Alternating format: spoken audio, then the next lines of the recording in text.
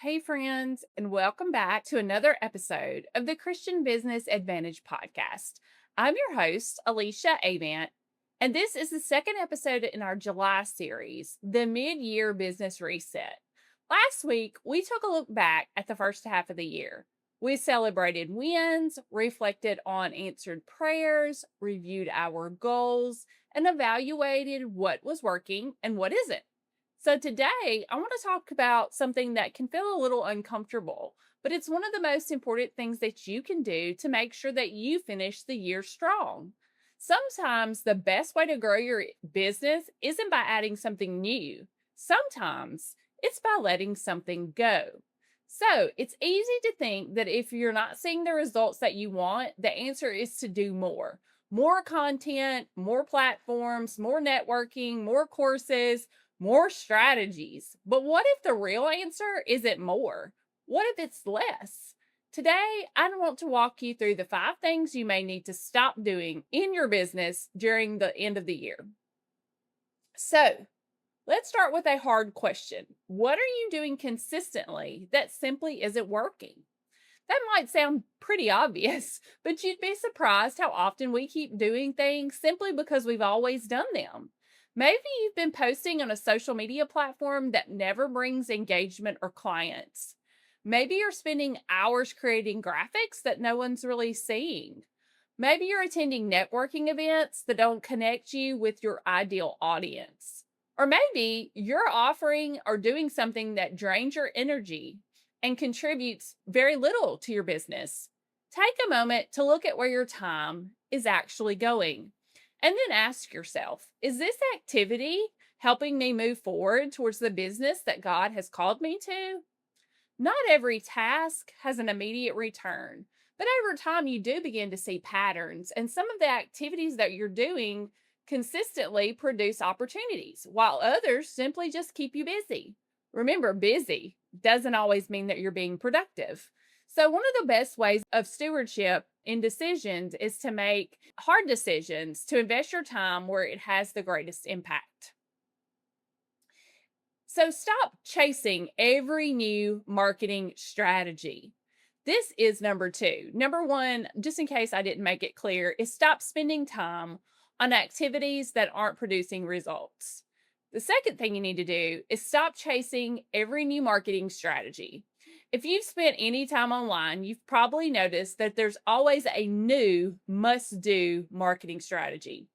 One week it's to be on this platform. The next week it's to create a short form video. Then there's learning AI. Then it's, on and on and on. It's easy to feel like you're constantly behind.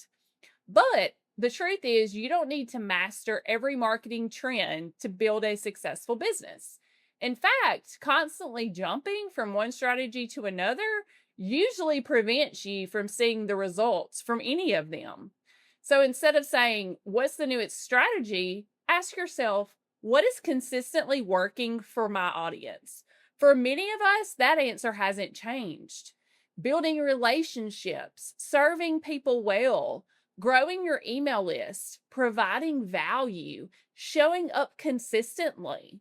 These principles work year after year. So don't let the shiny objects distract you from the proven foundations of a healthy business. Now for number 3, stop comparing yourself to other business owners. Comparison has probably stolen more joy from people than anything else.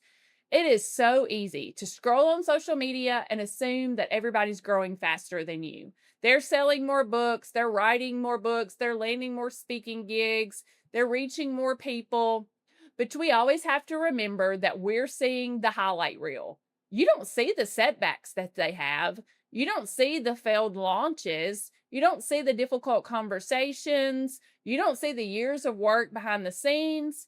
Most importantly, God hasn't called you to build somebody else's business. He called you to steward yours. So when you spend your time comparing, we stop focusing on what He's actually asking us to do. Galatians 6:4 reminds us, each one should test their own actions. Then they can take pride in themselves alone without comparing themselves to someone else. And that's a powerful reminder for each of us. Measure your progress against where you were 6 months ago, not where someone else is today. Now for number 4, stop trying to be everywhere online. This is one that I've preached for a very long time because it's so important. Many business owners believe that they need to have a presence on every active platform: Facebook, Instagram, Substack, LinkedIn, Pinterest, TikTok, YouTube, Threads, and whatever new platform launches next month. But the problem is that trying to be everywhere often means you're not showing up anywhere consistently. So instead of asking where everyone else is posting, ask the question, where is your ideal audience hanging out? Where do they spend their time? Then you choose 1 or 2 primary platforms and serve those audiences well. Remember, your website and your email list are the only platforms that you truly own. While social media is valuable, it shouldn't be your entire marketing strategy. Consistency on a few platforms will always outperform inconsistency across many platforms. So remember that. And now for number 5. Stop saying yes to everything. This might be one of the hardest ones of all. As entrepreneurs, we genuinely want to help people, especially as Christian entrepreneurs. We want to serve, encourage, we want to say yes. But every yes costs us something. It costs us time, energy, focus. And when we say yes to opportunities that don't align with our mission, we often have to say no to things that God has called us to do. So before you say yes to a new project, ask yourself some questions. Does this align with my mission? Does it serve the audience God has called me to reach? Do I realistically have the time to do this and do it well? Will this move my business forward? Sometimes the most faithful answer is yes, but sometimes it's not right now, and that's okay. Healthy boundaries allow us to serve with excellence instead of constantly operating from exhaustion.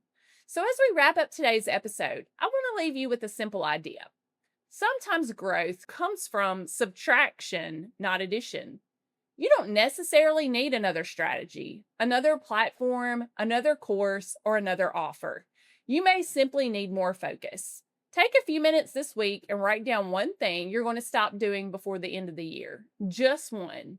Maybe it's letting go of a platform. Maybe it's stopping the comparison game. Maybe it's saying no to opportunities that don't align with your calling. Whatever it is, trust that creating space often makes room for something better. And next week, we will shift our focus from letting go to looking ahead as we talk about setting meaningful goals for the next 6 months. We'll discuss how to create a realistic plan that aligns with your mission and helps you finish the year with purpose. So, if today's episode encouraged you, I'd love for you to subscribe, leave a review, or share this episode with someone else who may need permission to simplify. And thank you for listening.